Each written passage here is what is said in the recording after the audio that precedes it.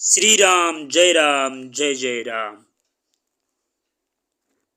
श्री रामचरितमानस से दोहा नंबर 1 से दोहा नंबर 7 के चौपाइयों सहित अर्थ श्रवण करेंगे। जय जय सिया राम। जथा सुअंजन अंज दृग साधक सीध सुजान, कौतुक देखत शैलबन भूतल भूरि निदान। जैसे सिंधांजनों को नेत्रों में लगाकर साधक सिद्ध और सुजान पर्वतों, वनों और पृथ्वियों के अंदर कौतुक से ही बहुत सी खाने देखने लगते हैं। श्री गुरु महाराज के चरणों की रज कोमल और सुंदर नयनामृत अंजन है, जो नेत्रों के दोषों का नाश करने वाला है। उस अंजन से विवेक रूपी नेत्रों को निर्मल करके मैं संसार रूपी बंधन से छुड़ाने वाले श्री रामचरित्र का वर्णन करता हूँ। पहले पृथ्वी के देवता ब्राह्मणों के चरणों की वंदना करता हूँ, जो अज्ञान से उत्पन्न सब संदेहों को हरने वाले हैं। फिर सब गुणों की खान संत समाज को प्रेम सहित सुंदर वाणी से प्रणाम करता हूँ। संतों का चरित्र कपास के चरित्र जीवन के समान शुभ है, जिसका फल नीरस, विशद और गुणमय होता है। कपास की ढोड़ी नीरस होती है। संत चरित्र में भी विषयासक्ति नहीं है, इससे वह भी नीरस ही है। कपास उज्जवल होता है, संत का हृदय भी अज्ञान और पाप रूपी अंधकार से रहित होता है, इसलिए वह विशद है। और कपास में गुण तंतु होते हैं, इसी प्रकार संत का चरित्र भी सद्गुणों का भंडार होता है, इसलिए वह गुणमय है। जैसे कपास का धागा सुई के किए हुए छेद को अपना तन देकर ढक देता है, अथवा कपास जैसे लोढ़े जाने, काते जाने और बुने जाने का कष्ट सहकर भी वस्त्र के रूप में परिणित होकर दूसरे के गोपनीय स्थानों को ढकता है, उसी प्रकार संत स्वयं दुख सहकर दूसरे के छिद्रों, दोषों को ढकता है, जिसके कारण उसने जगत में वंदनीय यश प्राप्त किया है। संतों का समाज आनंद और कल्याणमय है। जो जगत में चलता फिरता तीर्थराज प्रयाग है, जहाँ उस संत समाज रूपी प्रयागराज में राम भक्ति रूपी गंगा जी की धारा है और ब्रह्म विचार का प्रचार सरस्वती जी है। विधि और निषेध, यह करो और यह न करो रूपी कर्मों की कथा कलयुग के पापों को हरने वाली सूर्य तनया यमुना जी है, और भगवान विष्णु और शंकर जी की कथाएं त्रिवेणी रूप से सुशोभित है, जो सुनते ही सब आनंद और कल्याणों की देने वाली है। उस संत समाज रूपी प्रयाग में अपने धर्म में जो अटल विश्वास है, वह अक्षय वट है, और शुभ कर्म ही उस तीर्थराज का समाज परिकर है। वह संत समाज रूपी प्रयागराज सब देशों में सब समय सभी को सहज ही में प्राप्त हो सकता है, और आदर पूर्वक सेवन करने से कलेशों का नष्ट करने वाला है। वह तीर्थराज अलौकिक और अकथनीय है, एवं तत्काल फल देने वाला है, उसका प्रभाव प्रत्यक्ष है। दोहा नंबर 2। सुनी समुझई जन मुदित मन, मजहि अति अनुराग, लहई चाहरी फल अछत तनु, साधु समाज प्रयाग। जो मनुष्य इस संत समाज रूपी तीर्थराज का प्रभाव प्रसन्न मन से सुनते और समझते हैं, और फिर अत्यंत प्रेम पूर्वक इसमें गोते लगाते हैं, वे इस शरीर में रहते ही धर्म अर्थ काम मोक्ष चारों फल पा जाते हैं। इस तीर्थ राज में स्नान का फल तत्काल ऐसा देखने में आता है कि कौआ कोयल बन जाते हैं और बगुले हंस। यह सुनकर कोई आश्चर्य न करे, क्योंकि संत संग की महिमा छिपी नहीं है। वाल्मीकि जी, नारद जी और अगस्त्य जी ने अपने अपने मुखों से अपनी होनी जीवन का वृतांत कही है। जल में रहने वाले, जमीन पर चलने वाले और आकाश में विचरने वाले नाना प्रकार के जड़ चेतन जितने जीव इस जगत में हैं, उनमें से जिसने जिस समय जहाँ कहीं भी जिस किसी यत्न से बुद्धि, कीर्ति, सतगति, विभूति, ऐश्वर्य और भलाई पाई है, सो सब सत्संग का ही प्रभाव समझना चाहिए। वेदों में और लोक में इनकी प्राप्ति का दूसरा कोई उपाय नहीं है। सत्संग के बिना विवेक नहीं होता और श्री राम जी के कृपा के बिना वह सत्संग सहज में मिलता नहीं।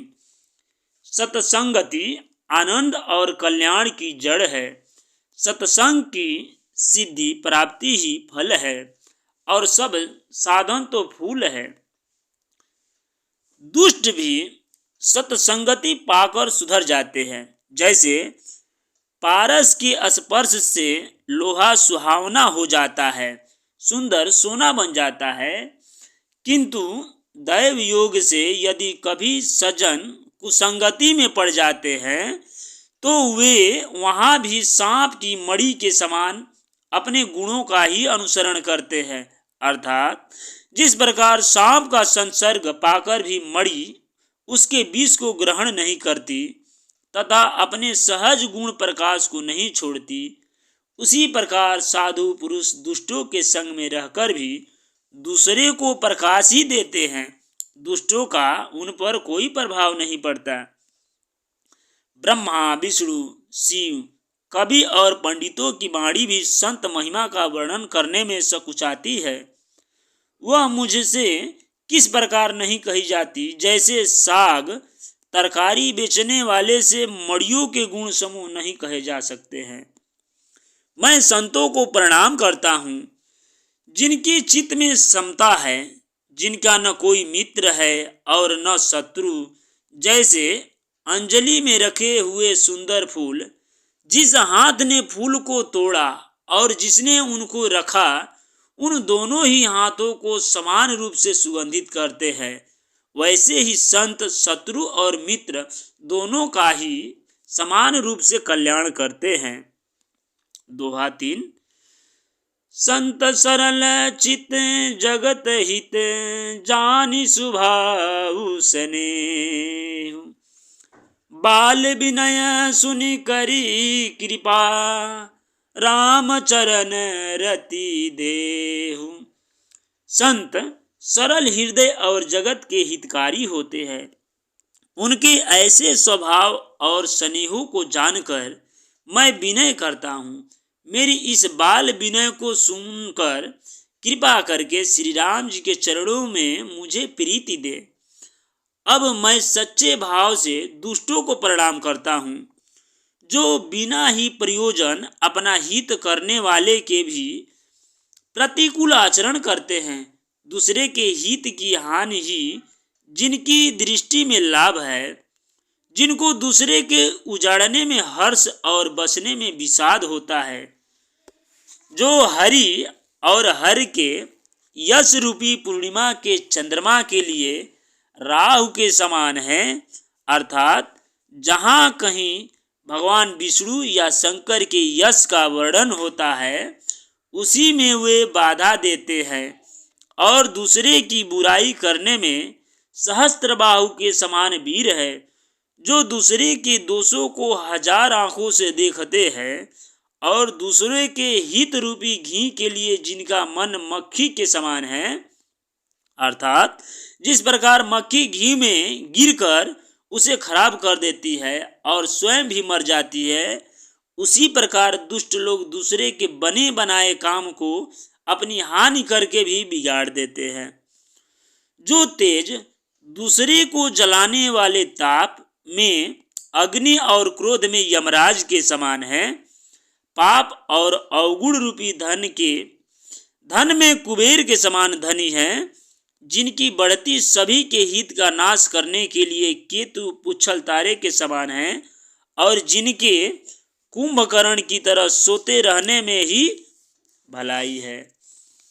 जैसे ओले खेती का नाश करके आप भी गल जाते हैं, वैसे ही वे दूसरे का काम बिगाड़ने के लिए अपना शरीर तक छोड़ देते हैं।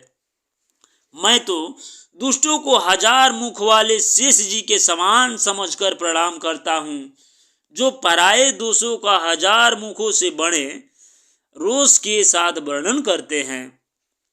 पुनः उनको राजा पृथु, जिन्होंने भगवान का यश सुनने के लिए 10,000 कान मांगे थे, के समान जानकर भी मैं प्रणाम करता हूँ, जो 10,000 कानों से दूसरे के पापों को सुनते हैं। फिर इंद्र के समान मानकर उनकी विनय करता हूँ, जिनको सुरा मदिरा निकी और हितकारी मालूम देती है। इंद्र के लिए भी सुरानिक अर्थात देवताओं की सेना हितकारी है। दोहा नंबर 4। उदासीन अरिमित हित, सुनत जरहि खल रीति, जानी पानी जुग जोरी जन, विनती करई सप्रीति। दुष्टों की यह रीति है कि वे उदासीन, शत्रु अथवा मित्र किसी का भी हित सुनकर जलते हैं। यह जानकर दोनों हाथ जोड़कर यह जन प्रेम पूर्वक उनसे विनय करता है कि मैंने अपनी ओर से विनती की है, परंतु वे अपनी ओर से कभी नहीं चुकेंगे। कौओं को बड़े प्रेम से पालिए, परंतु वे क्या कभी मांस के त्यागी हो सकते हैं? अब मैं संत और असंत दोनों के चरणों की वंदना करता हूँ।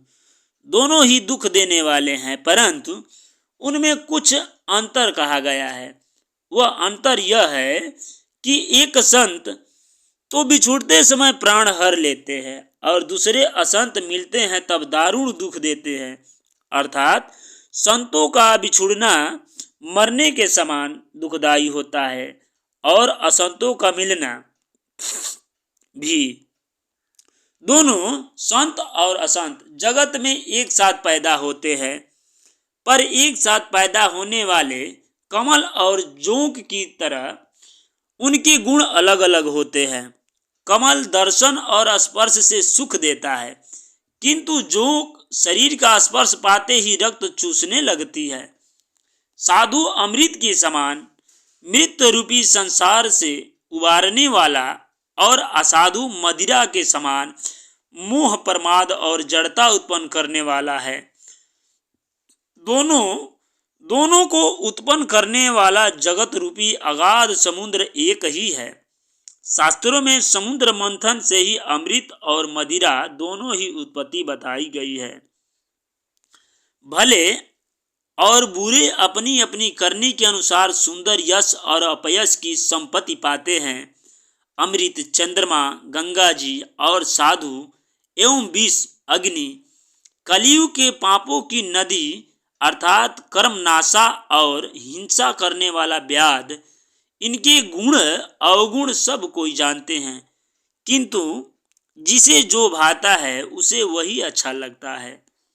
दोहा नंबर 5। भलो भलाई पहला नीचा नीचू, सुधा सराय अमृता गरल सराय मीचू। भला भलाई ही ग्रहण करता है और नीच नीचता को ही ग्रहण किए रहता है। अमृत की सराहना अमर करने में होती है और विष की मारने में। दुष्टों के पापों और अवगुणों की और साधुओं के गुणों की कथाएं दोनों ही अपार और अथाह समुद्र है। इसी से कुछ गुण और दोषों का वर्णन किया गया है, क्योंकि बिना पहचाने उनका ग्रहण या त्याग नहीं हो सकता। भले बुरे सभी ब्रह्मा के पैदा किए हुए हैं, पर गुण और दोषों को विचार कर वेदों ने उनको अलग अलग कर दिया है। वेद, इतिहास और पुराण कहते हैं कि ब्रह्मा की यह सृष्टि गुण अवगुणों से सनी हुई है। दुख सुख, पाप पुण्य, दिन रात, साधु असाधु, सुजाति कुजाति, दानव देवता, उच्च नीच, अमृत विष, सुजीवन सुंदर जीवन, मृत्यु माया ब्रह्म, जीव ईश्वर, संपत्ति दरिद्रता, रंक राजा, काशी मगध, गंगा कर्मनाशा, मारवाड़ मालवा, ब्राह्मण कसाई, स्वर्ग नरक, अनुराग वैराग्य, ये सभी पदार्थ ब्रह्मा की सृष्टि में है। वेद शास्त्रों ने उनके गुण दोषों का विभाग कर दिया है। दोहा नंबर 6। जड़ चेतन गुण दोषमय, विश्व किना करतार, संत हंस गुण गहई पए, परिहरि बारी बाविकार। विधाता ने इस जड़ चेतन विश्व को गुण दोषमय रचा है, किंतु संत रूपी हंस दोष रूपी जल को छोड़कर गुण रूपी दूध को ही ग्रहण करते हैं।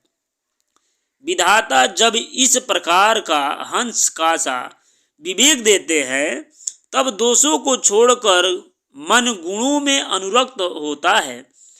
काल स्वभाव और कर्म ही प्रबलता से भले लोग साधु भी माया के वश में होकर कभी कभी भलाई से चूक जाते हैं। भगवान के भक्त जैसे उस चूक को सुधार लेते हैं और दुख दोषों को मिटाकर निर्मल यश देते हैं, वैसे ही दुष्ट भी कभी कभी उत्तम संग पाकर भलाई करते हैं, परंतु उनका कभी भंग न होने वाला मलिन स्वभाव नहीं मिटता। जो भेषधारी ठग है, उन्हें भी अच्छा साधु का सा भेष बनाए देकर भेष के प्रताप से जगत पूजता है, परंतु एक न एक दिन वे चौड़े आ ही जाते हैं। अंत तक उनका कपट नहीं निभता, जैसे काल ने भी रावण और राहु का हाल हुआ था। बुरा भेष बना लेने पर भी साधु का सम्मान ही होता है, जैसे जगत में जामवान और हनुमान जी का हुआ। बुरे संग से हानि और अच्छे संग से लाभ होता है, यह बात लोक और वेद में है और सभी लोग इसको जानते भी हैं। पवन के संग से धूल आकाश पर चढ़ जाती है और कहीं नीचे की ओर बहने वाले यानी जल के संग से कीचड़ में मिल जाती है। साधु के घर के तोता मैना राम राम सुमिरते हैं और असाधु के घर के तोता मैना गिन गिन कर गालियां देते हैं। कुसंग के कारण धुआं कालिख कहलाता है, वही धुआं सुसंग से सुंदर स्याही होकर पुराण लिखने के काम में आता है, और वही धुआं जल अग्नि और पवन के संग से बादल होकर जगत को जीवन देने वाला बन जाता है। दोहा नंबर 7। ग्रह भेषज जल पवन तट, पाई कुजोग सुजोग, हो ही कुबस्तु सुबस्तु जग, लखहि सुलक्षण लोग। सम प्रकाश तम पाख दुहु, नाम भेद विधि कीना, शशि शोषक पोषक समुझी, जग जसे अप जसे दीन। ग्रह, औषधि, जल, वायु और वस्त्र, ये सब भी कुसंग और सुसंग पाकर संसार में बुरे और भले पदार्थ हो जाते हैं। चतुर एवं विचारशील पुरुष ही इस बात को जान पाते हैं। महीने के दोनों पखवाड़े में उजियाला और अंधेरा समान ही रहता है, परंतु विधाता ने इनके नाम में भेद कर दिया है। एक का नाम शुक्ल और दूसरे का नाम कृष्ण रख दिया है। एक को चंद्रमा का बढ़ाने वाला और दूसरे को उसका घटाने वाला समझकर जगत ने एक को सुयश और दूसरे को अपयश दे दिया है। जड़ चेतन जग जीव जत सकल राम मैं जान, बंदऊं सबके पद कमल सदा जोरी जुग पान। देव दनुज नर नाग खग प्रेत पीतर गंधर्व, बंदऊं किनर रजनी चरे कृपा करऊं सब सर्व। जगत में जितने जड़ और चेतन जीव है सबको राममय जानकर मैं उन सबके चरण कमलों की सदा दोनों हाथ जोड़कर वंदना करता हूँ। देवता, दैत्य, मनुष्य, नाग, पक्षी, प्रेत, पीतर, गंधर्व, किन्नर और निशाचर सबको मैं प्रणाम करता हूँ। अब सब मुझ पर कृपा कीजिए। 84 लाख योनियों में 4 प्रकार के स्वेदज, अंडज, उद्भिज, जरायुज जीव जल, पृथ्वी और आकाश में रहते हैं। उन सबसे परे भरे हुए इस सारे जगत को श्री सीता राममय जानकर मैं दोनों हाथ जोड़कर प्रणाम करता हूँ। मुझको अपना दास जानकर कृपा की खान आप सब लोग मिलकर छल छोड़कर कृपा कीजिए। मुझे अपने बुद्धि बल का भरोसा नहीं है, इसलिए मैं सबसे विनती करता हूँ। मैं श्री रघुनाथ जी के गुणों का वर्णन करना चाहता हूँ, परंतु मेरी बुद्धि छोटी है और श्री राम जी का चरित्र अथाह है। इसके लिए मुझे उपाय का एक भी अंग अर्थात कुछ लेस मात्र भी उपाय नहीं सूझता। मेरे मन और बुद्धि कंगाल है, किंतु मनोरथ राजा है। मेरी बुद्धि तो अत्यंत नीची है और चाह बड़ी ऊंची है। चाह तो अमृत पाने की है, पर जगत में जुड़ती छाछ भी नहीं। सज्जन मेरी ढिठाई को क्षमा करेंगे और मेरे बाल बचनों को मन लगाकर प्रेम पूर्वक सुनेंगे।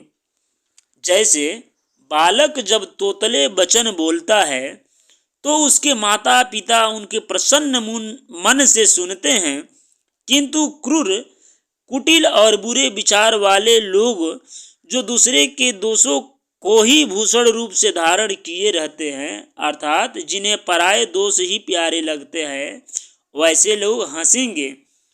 रसीली हो या अत्यंत फीकी, अपनी कविता किसे अच्छे नहीं लगती, किंतु जो दूसरे की इस रचना को सुनकर हर्षित होते हैं, ऐसे उत्तम पुरुष जगत में बहुत नहीं हैं।